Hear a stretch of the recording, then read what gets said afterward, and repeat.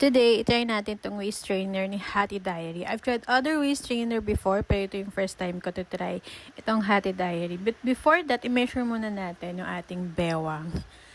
And, unfortunately, ako ay size 33 large.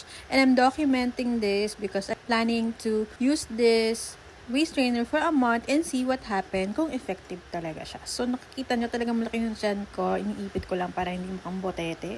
At ayan, itry na natin siya. Yung size na nakuha ko pala is medium. Although large ako, pero kasi gusto ko yung ipit na ipit. Matibay at nakapit yung mga straps niya. Hindi mataling matanggal.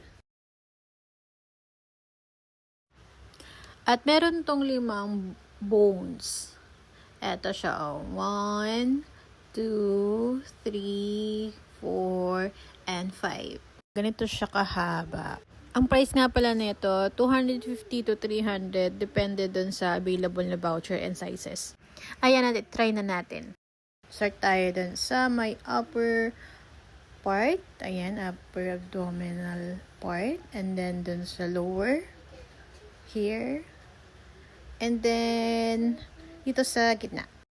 In fairness naman sa kanya, nako-compress niya talaga yung chan mo, na papalabas niya yung curve mo, as you can see.